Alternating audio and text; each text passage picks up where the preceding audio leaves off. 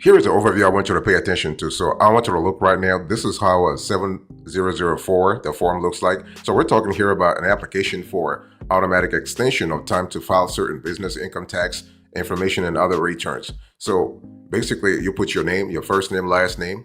You have to put either your social security number or your EIN. So it can be either your social or your employer identification number. And then you have to put your street, it will have to be the street, the city, the zip, and the state. Pretty straightforward, nothing complicated here. So let's move quickly to part one. So we have a clear idea what we are talking about. So here, you're telling the IRS which form you want to really work on. So you can see here we have some kind of coding. And so for this exercise, we are focusing on Form 1065. So you put here, so you have to put on line 109. So that's the code. So if you go to the, like underneath, you will see that 09 corresponds to Form 1065. So this is actually the form that partnerships, including LLCs, have to file with the IRS. So let's move on to the next screenshot here. So here we have part two. So part two here, the bottom line here is that you have to actually fill this form no matter what. So after telling the IRS which form you're actually focusing on, you have to fill the section 2. So section 2, if this is applicable, you have to check it. 3 or 4, that's really the same thing. So basically we're not really checking anything here because it does not really apply for this. For this specific hypothetical situation, we do not want to select those 2, 3, or 4. And basically you have to go to 5A. So 5A, basically we are saying that this form or this application is for calendar year 2023, or you can specify the period you want the application to focus on. And so basically now for the 5B, you have to actually choose if this is applicable to you. So we're talking here about if there is a change in accounting period or a consolidated return to be filed, whatever it is, you have to say there. And so number 6, line 6, you have to put the tentative total tax. We put the 100 grand, and the total payments and credit 95 grand. So the balance due here is 5,000. So the thing is, even though you are asking for an extension, you still have to pay your taxes anyway by the due date. By the way, boss, welcome back to the show. It's really a pleasure to have you here. Make yourself comfortable. You are going to enjoy today's conversation.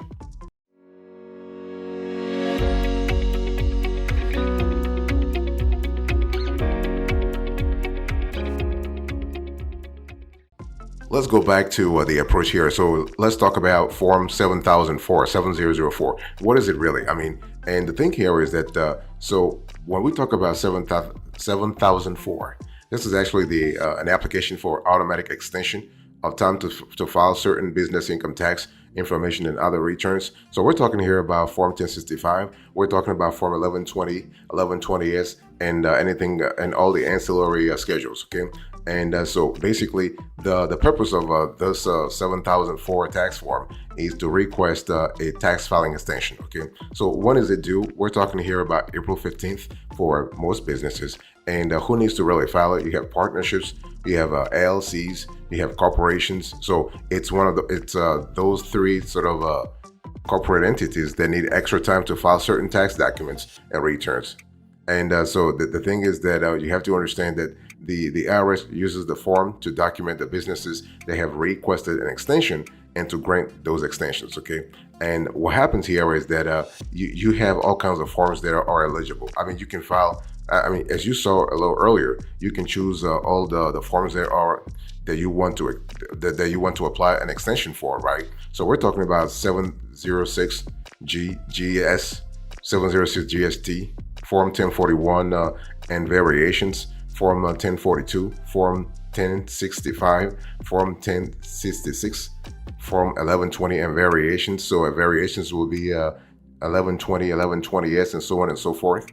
We have a Form 8612, 8613. We have 8725, 8805, 8831, 8876, 8924, and 8926.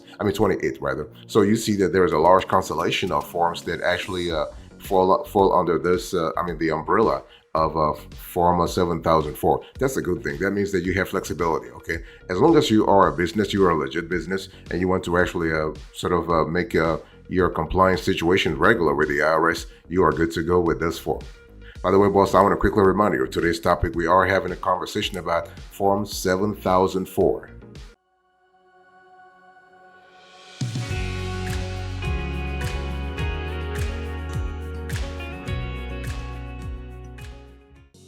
Now let's talk about the extension itself. So when we talk about requesting an extension from the IRS, how long is the extension? Let's have a conversation about that. Well, the thing is that the extension actually doesn't mean that you do not have to pay your taxes though. Okay, you still have to pay your taxes by the due date, that's for sure.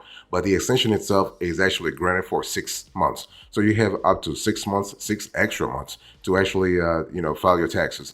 And this is measured, that time frame is measured from the original due date of each specific tax form. So let me give you an example. Take tax form 1065, right? The U.S. return of partnership income. And this form is due 3 months after the end of a partnership's fiscal year. So for those following the calendar year, that's March 15th. So if a partnership, say, files a form 7004, their new due date for form 1065 is 6 months later. So that will be here September 15th. So it's kind of a straightforward. Now, the thing is that when businesses file Form 7004, they are automatically granted a 6-month extension on filing the specific tax return document listed on the form. That is to say, you will now receive an explicit confirmation from the IRS stating that they have received your application and that you have been approved, okay? But you still have a 6 extra month. The thing is that basically you just have to make your payments on time. And one thing I want to say here is that there is an exception though. An exception here is that if you submit Form 7004, but your business or the particular tax return are not eligible, let's say if your business is a sole proprietorship, for example, and so in that case, the IRS will let you know that your request for an extension has been disallowed. In other words, no news, good news, okay? It's pretty straightforward. And basically, are you eligible for an automatic filing extension? It really depends. I mean, there are four business types that can file Form 7004 to get an extension. So we are speaking here about partnerships. We're speaking about multi-member limited liability companies that file taxes as a partnership. Traditional corporations, so we're speaking about C corporations rather. And we are also speaking about S corporations. So those are the 4 main categories, let's say corporate categories that really do qualify for this sort of this sort of an automatic extension request. Okay, if your business doesn't file taxes as one of those 4 types, then you are not eligible to submit for an automatic filing extension via Form 7004.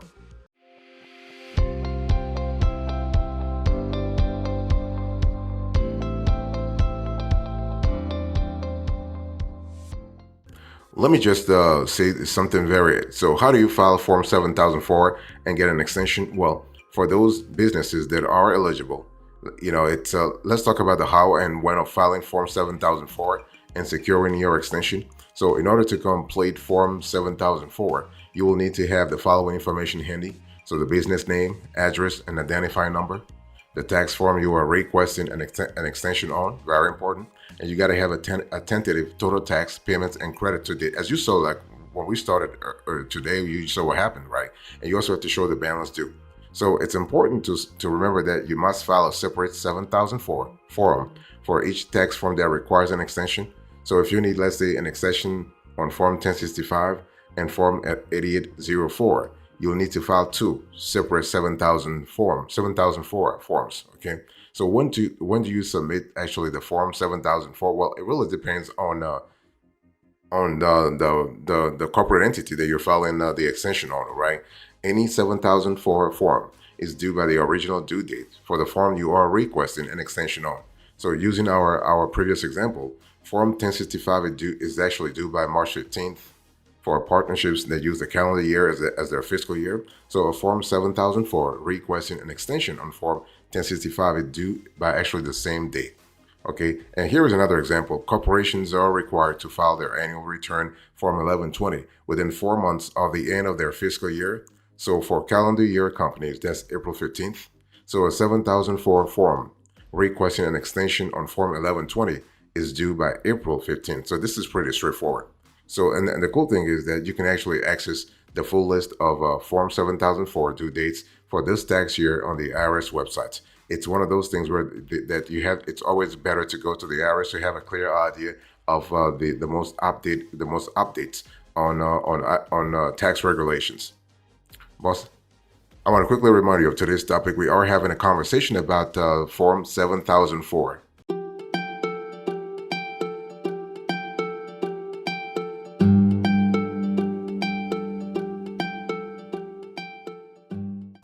Let's talk about the submission sort of medium here. How do you submit Form 7004? So the thing here is that once you have filled out a 7004 form for all of the tax form, you need an extension notice. Time to submit them to the IRS and secure your extension. So businesses have two main options for this. You can e-file and pay online. Remember, when you e-file, you always have to pay if you owe something. Don't simply because you are requesting an extension doesn't mean that you are getting an extension for payments. No, you still have to pay by the due date, but you are requesting, you are allowed an extension to file the document itself. So you can e-file and pay online, or you can mail in your forms and payments. So either manually or online, okay? There are some forms for which the corresponding Form 7004 cannot be e-filed. So this include 8612, 8613, 8725, 8831, 8876, and 706 GSD. So for extension on all other 7004 eligible forms, you can choose to e-file or file by mail. And so you can, when we talk about e-filing and paying online, well, it really depends, but it's really straightforward. If your 7004 forms are eligible to be e-filed, you will do so via the modernized e-file, the MEF program, the MEF program. So to use MEF, you actually will need to work with an approved IRS MEF business provider, and they will do most of the work for you. And you can also, so basically you can go to the IRS website to have a clear idea about the list of the approved providers by form and filing need. And so this is pretty straightforward. So when we talk about e-filing and paying online, yes, you got to go through a third party. You can't do it yourself unless you have software. I mean, you can either go through a third party, an approved provider, or you use software that actually makes that possible. Okay, and so that's for filing and paying online. For filing and paying by mail, it's pretty straightforward. To file a Form 7004 by mail, simply print out your completed forms and mail them to the appropriate address. So which address you will mail 7004 forms to varies based on up to three things. So which tax form you are requesting an extension for, the states your business is located in, and your business total assets for the tax year. So it's one of those things where you have to see what really is applicable to your situation to see what really happens.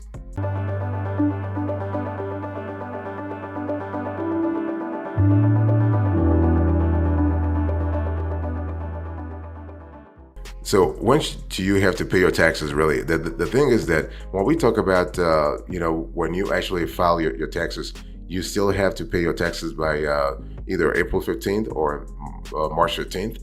But the extension itself, as I said earlier, is September 15th. So this is pretty straightforward.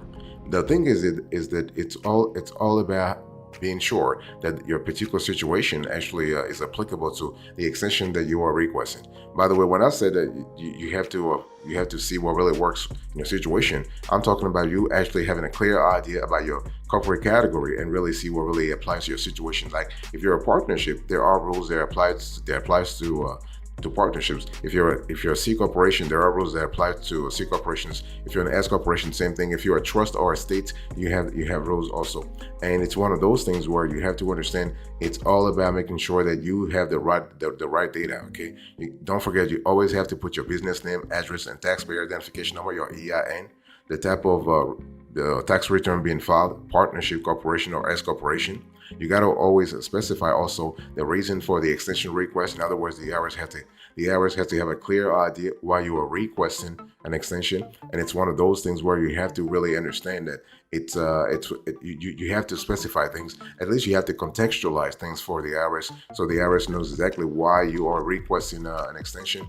And one thing I want to say here is that when we talk about Form 7004, there are cases where you have to make sure that you are providing clear data to the IRS. And so the automatic extension period for filing a tax return is typically 6 months, that you have understood already. Now, there are exceptions that apply for certain filers of Form 1041 and C corporations with tax years ending June 30th. And estate and trust filing Form 1041 can get an automatic 5.5 month extension. C corporations with tax years ending June 30th can get an automatic 7 month extension. So 6 month extension at filing form 1120 POL. And it's always important that you check the instructions for Part 2, Lines 2 and 4 for exceptions for foreign corporations, certain domestic corporations, and certain partnerships with books and records outside of the United States and Puerto Rico. So there are the agency, the IRS has some flexibility there.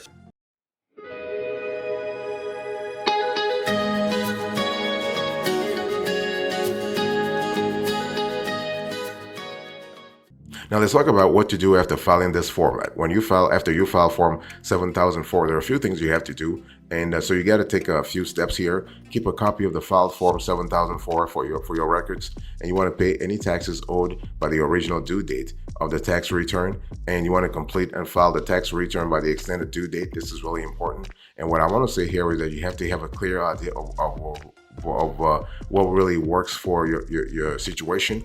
And now there are some consequences of not filing Form 7004. So if a business fails to file Form 7004 by the original due date of the tax return, this business, as you can understand, may face penalties and interest. Okay. Now the penalty for failing to file Form 7004 is 5%. Check this right. You get this right.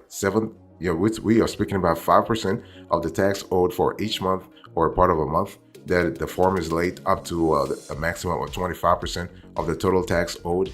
Interest will also be charged on any unpaid taxes from the original due date of the tax return until the taxes are paid in full. So it's one of those things where the IRS is just applying interest automatically. They are applying interest and penalties automatically. And one thing I also want to say here is that it's important to understand that a business can file one Form 7004 to request an extension of time to file multiple tax returns. The form should indicate the type of tax return being extended and the tax year to which it really applies. And it's one of those things where you have to always make sure that you comply with the specific tax return that you are actually applying for. Now, if a business doesn't provide a reason for the extension request, the IRS may reject the request for an extension of time to file the tax return. So it's really important to always contextualize. This is what I said earlier. You got to provide a valid reason for the extension request on Form 7004 to avoid rejection. Okay.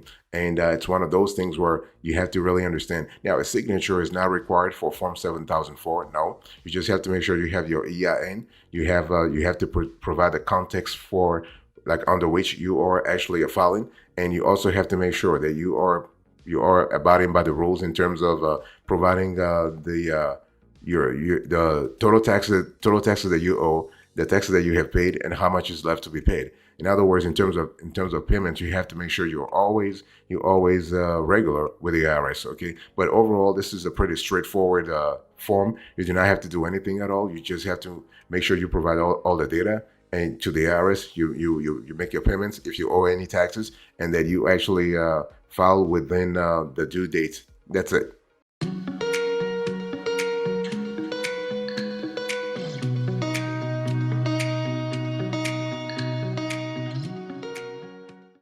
Thank you so much for your attention. I really appreciate it. In today's conversation, I was talking to you about Form 7004. Let's quickly do a recap here. So I gave you the overview, and then I gave you the approach, and then finally the recap. Thank you so much. God bless you. I'll talk to you later on. But until then, remember, stay marvelous.